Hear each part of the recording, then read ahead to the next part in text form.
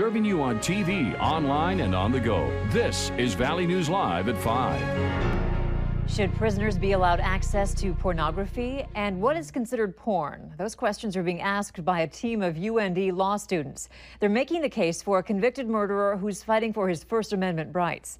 Valley News Team's Ryan Laughlin tells why they think it's important to protect the rights of those who are incarcerated.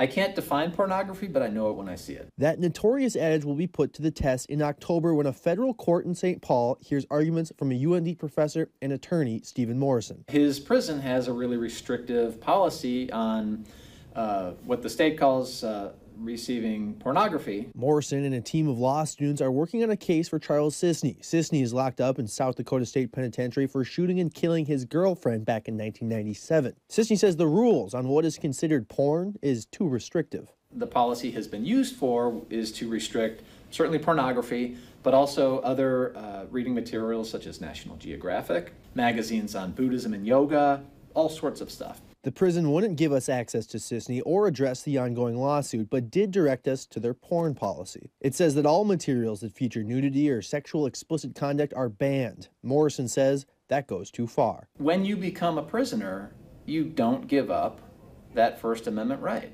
He says this isn't just about Sisney, but all the prisoners locked up there. He says those incarcerated are particularly vulnerable. We think of them as these thugs, but the majority of inmates have traumatic brain injury, mental illness, drug addiction. He says the First Amendment right should apply to everyone, even convicted murderers. Charles Sisney wanted, for example, images of the Sistine Chapel.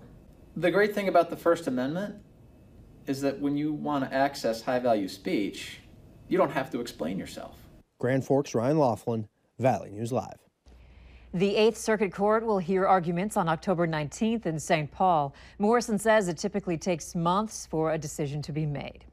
After a soggy weekend, there's more rain on the way. But first, let's find out about tonight's weather. Hutch, anything that'll impact outdoor sports? Well, certainly it is a cool one out there. Once again, take a look. The heat that we had late last week has pushed its way into far eastern and southern Minnesota, 73 Rochester. A lot of low 50s across our region as we head into the evening hours. Now, the radar fairly quiet, but there is some shower activity to the south that will be surging in a northeasterly direction as we go through the evening hours. So yes, there is a chance of some rain, but it holds off till very late. Fargo, we have a chance of some sprinkles through the overnight, mainly after midnight, with temperatures slowly falling into the 40s late this evening. Likewise for Grand Forks, partly cloudy skies, the rain chance a little lower, but you still may see some.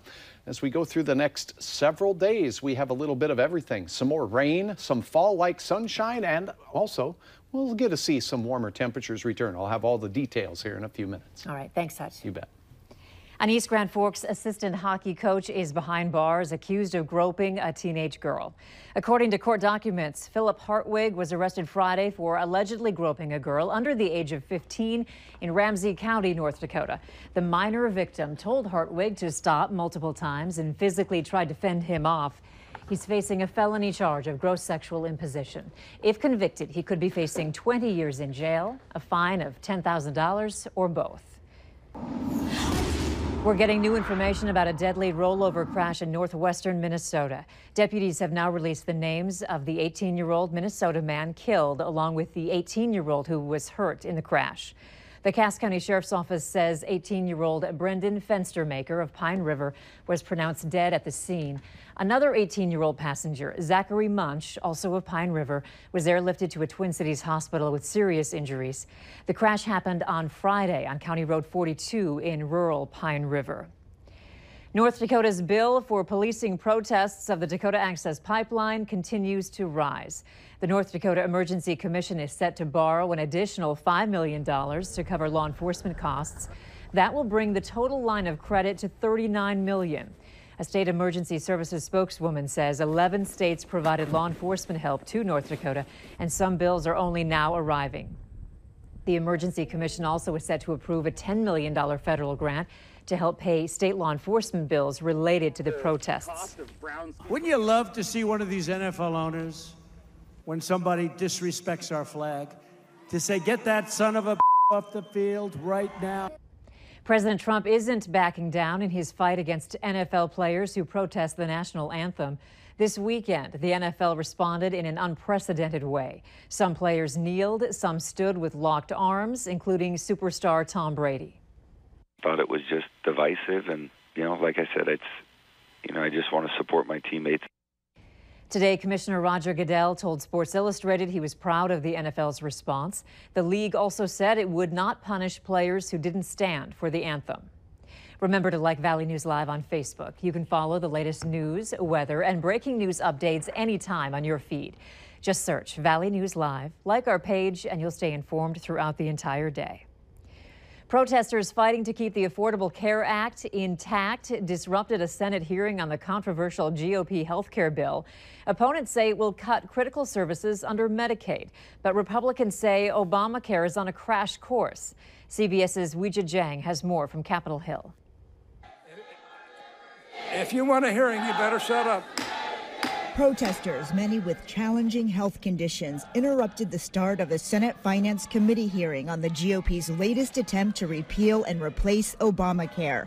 Some demonstrators were carried out of the room. We just want them to kill the bill. Marilee Adamski-Smith was born without arms and legs. She says the bill proposed by Senators Lindsey Graham and Bill Cassidy would cut crucial Medicaid services. If home and community-based services get cut by Medicaid being cut, then a lot of us will be forced into nursing homes, and nursing homes are like prisons to us. A CBS News poll shows 52% of Americans disapprove of the Graham-Cassidy bill. That includes able-bodied Pocky Wieland. So what is your message to lawmakers today? To pay attention, to have a heart. The hearing finally got underway, and the bill's co-sponsor, Senator Lindsey Graham, defended his legislation. We're going to send this money back to the states. You can't spend it on roads and bridges. You got to spend it on health care. You're going to have flexibility, but you're also going to have accountability. The Senate has until Saturday to pass the legislation with a simple 51-vote majority. Some Republicans have already come out against it. Others say it's a necessary first step. I'm looking for something that gets us to a point where we can address all the problems that will continue to exist if this vote doesn't happen this week. Senate Majority Leader Mitch McConnell hasn't yet committed to a vote and does not want to repeat the failure he suffered in July. Weijia Jiang, CBS News, Capitol Hill. The Congressional Budget Office is expected to release its analysis of the legislation this week. President Trump is replacing his expiring travel ban with new travel restrictions. The new rules affect the same citizens from Chad, Iran, Libya, Somalia, Syria, and Yemen, but now people from North Korea and Venezuela have been added to the list. The Trump administration says these nations failed to share sufficient information with the U.S. or haven't taken necessary security precautions. The new ban will go into effect on October 18th. To avoid confusion this time around, officials stressed that valid visas will not be revoked and case-by-case waivers will be permitted. The Pentagon is giving President Trump options on how to deal with North Korea after the country's foreign minister says President Trump has declared war on his country. The North's spokesperson said Trump's tweet on Saturday that North Korea's regime won't be around much longer gives Pyongyang the right to self-defense, and new propaganda warns American forces will be headed to the grave if the U.S. attacks the North. The threat came after U.S. bombers flew off North Korea's east coast Saturday. The foreign minister says North Korea reserves the right to shoot down U.S. bombers even if they're not in North Korean airspace. China is urging all sides to exercise restraint and to stop doing things to irritate each other.